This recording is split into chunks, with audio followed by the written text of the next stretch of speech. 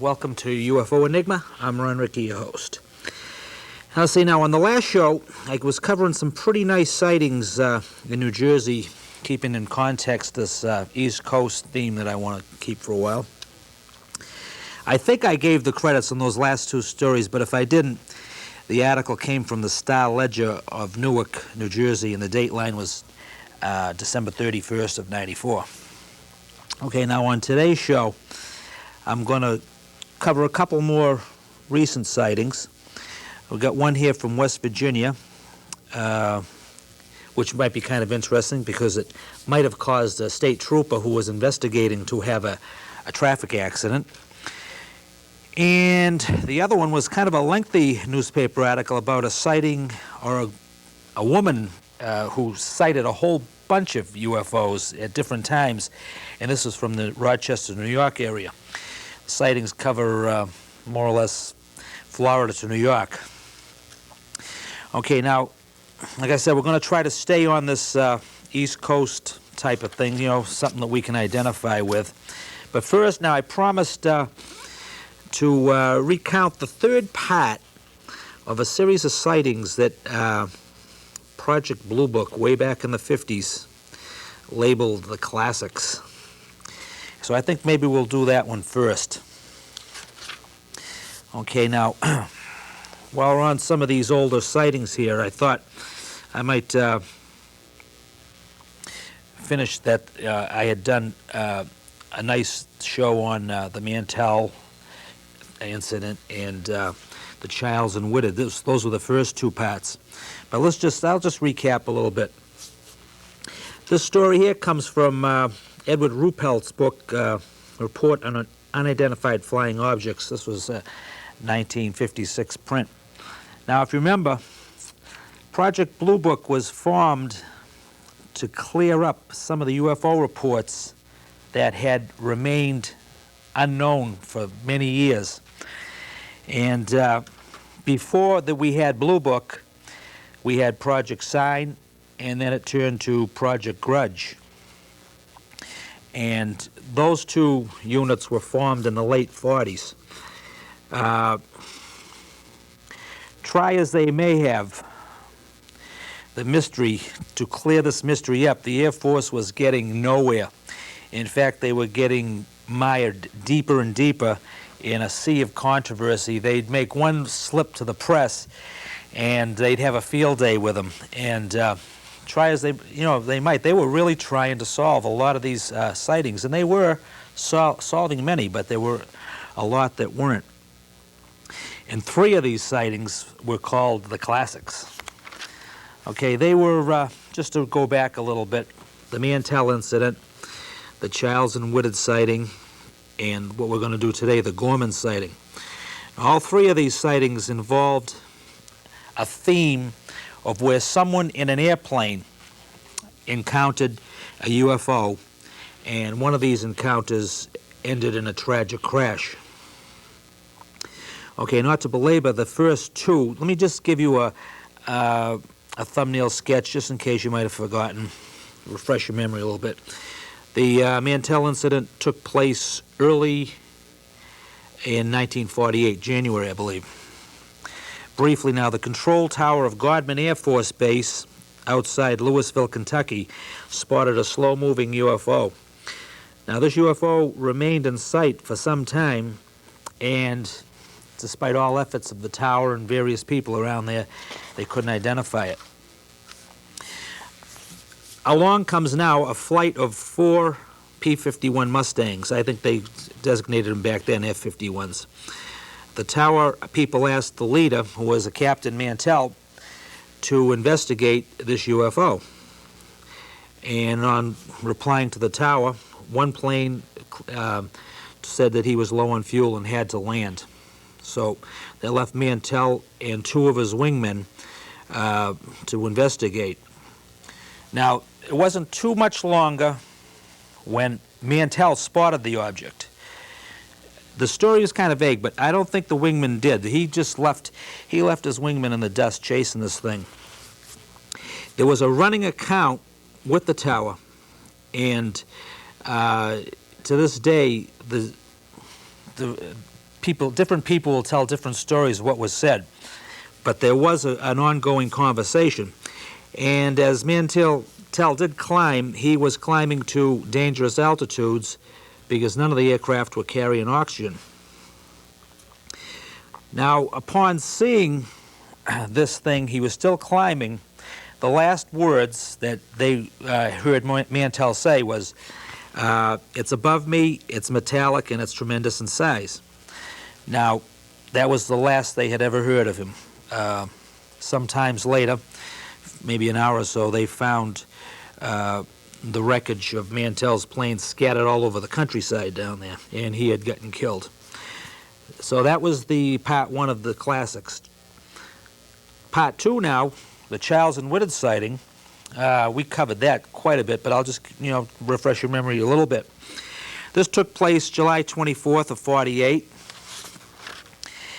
and pilots Charles and Whitted were at the controls of an Eastern Aircraft DC-3. The flight started in Houston, Texas, and was on its way to Atlanta. So while we're in the vicinity of Montgomery, Alabama, the plane was approached by a UFO, very bright light, and it appeared like it was going to ram them. Childs had commented that there was barely time to react, and after he racked his plane up into a tight left turn, the UFO buzzed them to the right. And on doing so, they got a pretty good look at this thing. And he described it as a B-29 with no wings. The belly of the ship had a deep blue glow. The craft had 2 rows of lighted windows, and out the back of the UFO shot a 50-foot orange flame. It was quite a startling sighting.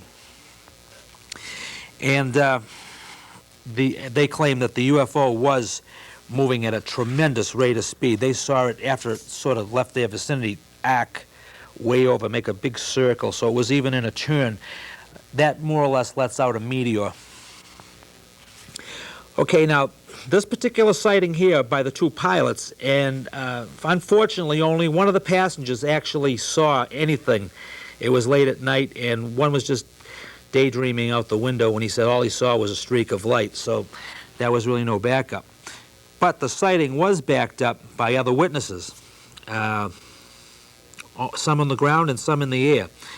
And Ruppelt went on to say that, well, on investigation, now these were to be cleaned up. When this happened, this was around 52, so the reports were about 4 years old. He said the Mantell incident could have been explained as a giant skyhook balloon. Now, we've gone through those theories quite extensively. And then Ruppelt said that the Charles and Whitted sighting, on the other hand, was a different story, and it remained unknown, for all I know, to this day. But of course, today the reports are getting better with video cams, and you don't have to rely on eyewitness, more or less. I'd say probably 50% of the times now, a good report has a video cam tape with it. So it makes them a lot better today. Okay, now, let's see, let's get to the third volume. This was the Gorman incident. Okay, now this was another UFO sighting that happened in 48, which was kind of a busy year. 48 remained, I think, a peak until 52. In 52, everything blew. They had sightings up the wall in 52, but 48 was a nice year for UFO sightings. Now, this sighting took place in the air over Fargo, North Dakota. And in his book, on this chapter that he had written, Ruppelt describes it in his book as the duel of death with a UFO. And as you're reading along, I'm going to just thumbnail it, but when you do read it, it is quite a dramatic sighting.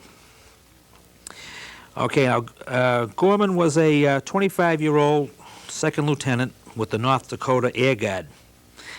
Now, as the story goes, he was just flying in from a cross-country flight in an F-51, and as he approached Fargo, it was about 8:30 p.m. It was starting to get dark, I guess.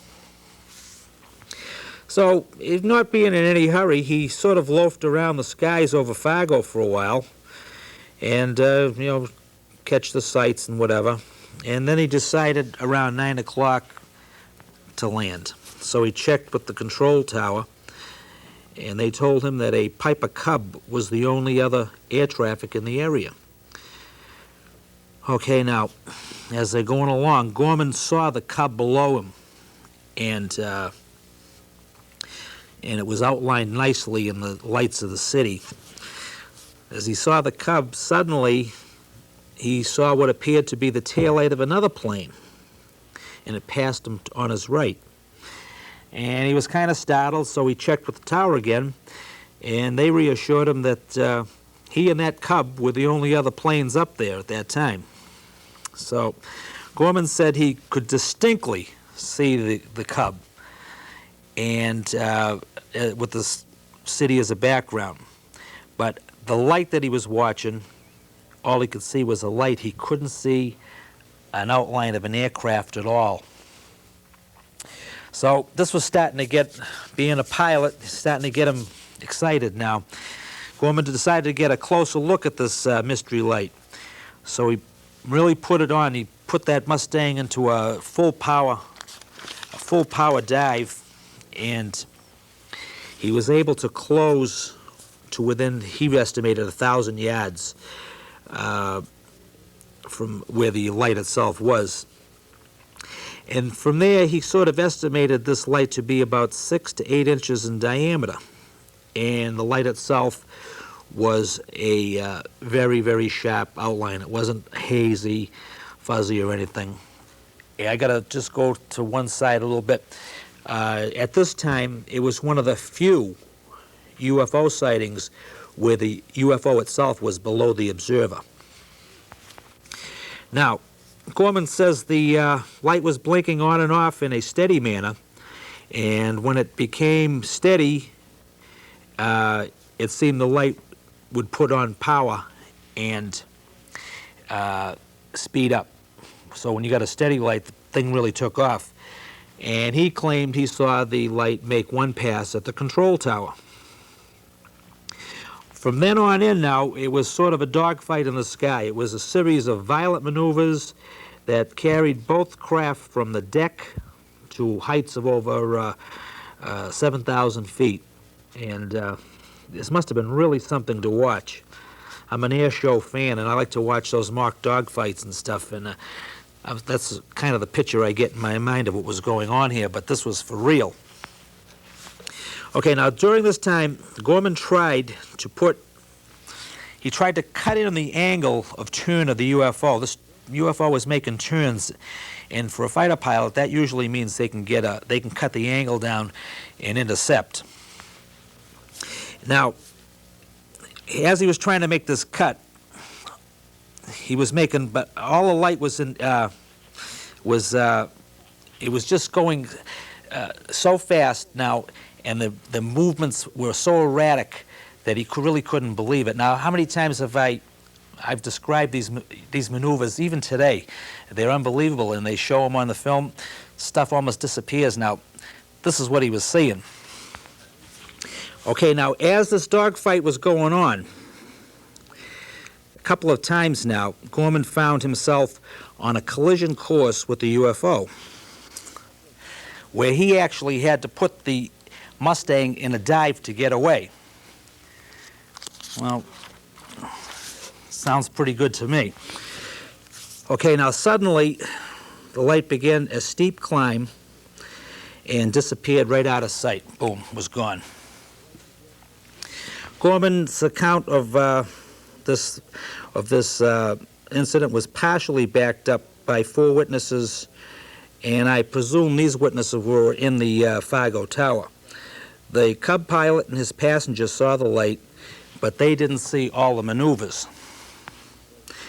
2 CAA employees were on the field and saw the light pass over the field. So they probably caught the thing buzzing the tower once. Now, they checked Gorman's plane with a Geiger counter and found it more radioactive than another F-51 that was parked at the field. It had been sitting for a few days. And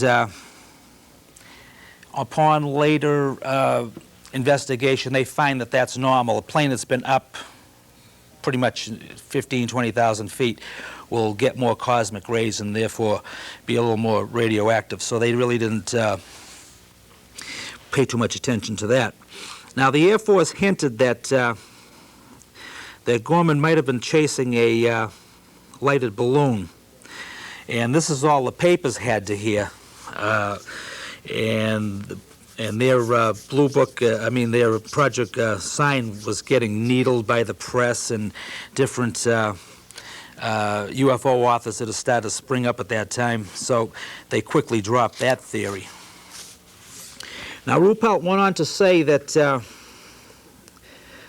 there were more sightings. Now, that he was, in his book, he was trying to add credence to the balloon theory on the Gorman. He said there was a lot of sightings like the Gorman sighting that did turn out to be balloons, and he did manage to get a few of them down there. But I don't know what balloon will go from to the deck to 7,000 feet and then disappear instantaneously. I can see the dogfight. A pilot might get confused and on buzzing a balloon. It looks like the balloon is buzzing because he's actually seeing his speed against a stationary object. But when something does the pulls the maneuvers that thing was doing, I personally don't think it was a balloon. I think it was just a limp excuse to get out of it. Just the fact that that it took off, I don't know, it would disprove that. So I would say, personally, that this would remain an unknown, and I think in his own mind, Ruppelt probably thought the same thing. So that sort of wraps up that last volume, which I wanted to get out of the way. And before, I'd like to get on to some older stuff, some newer stuff here. We've got some, like I said, now we got some from West Virginia. We're getting a little bit down the coast from the northeast, but this is a pretty nice little story. And it was Buckhannon Mountain in that area in West Virginia. Now, the article, I just received this the other day, so I was just giving it a scan the other day. I thought it was nice to write. I think I'll do this one here. So, the article's from the Democrat of Western West Virginia. The date line is January 11th, 1995. Story was titled, "Senior State Trooper Has Close Encounter on Buckhannon Mountain." That's a pretty nice little sighting, and it tells of a large UFO releasing a smaller one, but we'll get into that one after, as we get into the actual story. The article went on to say that Trooper Joseph Menendez was uninjured in a car crash while responding to a call about a UFO. The actual saucer itself was reported by Roy McKissick of Buckhannon, and when he and his son were coming back from a local Walmart shop. Now, McKissick claimed that the object was seen by several other witnesses and was also photographed on camcorder as it hovered in the area. McKissick said now the object was large, and he could see 4 different colors emanating from this craft in the form of blue, green, red, and yellow lights. I guess it was a pretty little thing floating there. And as they were watching, and some people were filming, I'd like to get a look at this film if they had gotten this, if they got the actual part where it released a small one. They were watching, and the large craft then released a smaller yellowish colored craft. I've heard a few stories. In one local story, a fellow I knew years ago said he saw the same type of a thing in the skies over Brockton. Now, the small craft then moved down to treetop levels, and then from there it hovered, and then from there it went even further down into following an embankment along the curves of the ground. After staying on almost ground level for a while, then it returned to treetop levels. The object, according to McKissick, was in no hurry to leave because it just stayed there, and it stayed there until the observer went to bed. He just got tired of looking at the thing. And to me, that's, you know, if you get a chance, I would never go to bed as long as that thing was out there. I tried my best to get pictures, anything I could. Okay, now getting back, this McKissick was the one who called. He made the call to 911, and no local police could handle it, so they got the West Virginia State Policeman. Now, they saw the cruiser pass the house, went by McKissick's house, and they thought he was, you know, tailing. He saw the object was still pretty clear in the distance there. They saw him go up to up the mountain, and when they reached the crest, they thought the trooper now was stopped and watching the UFO. But they later found out that the officer was involved in sort of a minor sideswiping accident with a pickup truck. And there was a little thing on the article who they thought whose fault it was and this and that, and the cop blamed the guy who was on the wrong side. But it was more funny than anything because the importance of the sighting. And the main observer, McKissick now, he made kind of a statement here. He stated that since the accident, no police official has yet to attempt to contact him on some information about this sighting. I thought this was a pretty nice little sighting, and for my reasons, it was a sighting that had multiple witnesses. It was filmed. It was... The biggest part was it was a big UFO releasing a small one, and the fact that a police officer was involved in the sighting. I thought that was a pretty nice little sighting. I wish some of these things had happened around here so I could go investigate them. Okay, now let's get to this next story. This is kind of a lengthy one. I don't know if I'm going to have time to finish it, but we can get started anyway. This is in the New York area now. And I thought it was quite interesting. In fact, I read it over a couple times. It's out of the Our Times newspaper of Rochester, New York. The date line was January 4th of '95.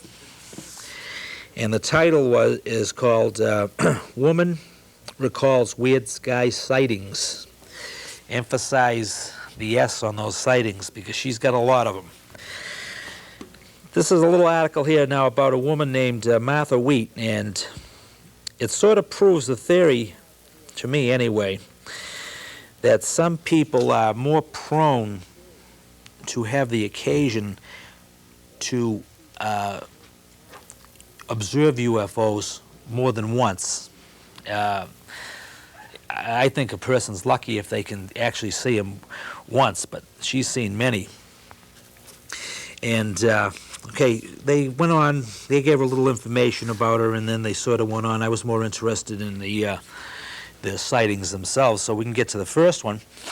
Now, the first one happened in, the date was kind of muddled in this thing, but I guessed it was probably late 60s or 70s, when a retired Air Force officer let Martha and her husband, Brad, look through his binoculars at a pair of UFOs that he was watching. The two objects were quite a bit off in the distance. I would imagine that's why the Air Force officer was using his glasses. And upon looking, she took the glasses and she described them as shiny, oval, and copper in color. Now, there wasn't too much on this particular story, but I'll give you what they put down. In my estimation, now she had an expert right there on hand. She had an Air Force officer. So she asked him, you know, what they were. And he went on to say that we have nothing that can hover for that length of time and in that manner at this time. So he says it's definitely not one of ours. So he couldn't identify him. Then again, that was kind of a vague little sighting they had. Then again, on this first part, she said this was in '79 now. They were living in Clearwater, Florida, and they were walking along the beach about 5. It was a nice sunny late afternoon day. And they noticed about 40 or 50 people really gazing out over the Gulf of Mexico. I guess a lot of them were pointing, and there was a big hubbub to do. And they finally saw what they were watching, and they were watching a group of hovering UFOs. And now these UFOs mainly stayed stationary, but every once in a while they would move a little bit to the left, then they would move a little bit to the right. And what was odd about this sighting was the fact that they stayed there for several hours. And don't forget now, this is about 10 years before the famous Gulf breeze flap. And it's in the same vicinity, general vicinity. It's maybe 100 miles down, but it's in that same area up and through the Panhandle. And I was saying this could have been the 10-year buildup for Gulf breeze, but who knows? But Florida come across with some real good sightings. Okay, now Martha's second sighting was no less interesting. She was driving home from Rhode Island on the Connecticut Turnpike, and with her was her husband and sister. Now they were clipping along at about 65 miles an hour when they saw a pair of black UFOs pacing the car, and they couldn't get much detail. I guess, you know, being in a moving vehicle, you got to watch the road. But what they could see was an oval-shaped pair of oval-shaped black saucers. And on this one, I'm not going to really have time to finish, but I got to mention one or two little interesting facts. Martha claimed that during this episode, she was sort of traumatized, and she blacked it out in her mind, so she thought, for a time. And what was strange about it was that when they did get home, they found that an 8-hour trip took 10 hours. Now, does that sort of remind you of Betty and Barney Hill, The Interrupted Journey? Who knows now? And she remembers that they only made the usual gas and restroom stops during this whole trip. Now, I'll ask the question that Martha probably didn't ask in this, but did she actually block it out, or was it blocked out for her? And makes for interesting thoughts on something like this, especially something that happens so close to home. Okay, we really won't be able to get into, she had a couple of more dillies here, and we won't probably have to save that for the next time out. But in the meantime, don't stop watching for UFOs, because I know they're out there. Bye-bye.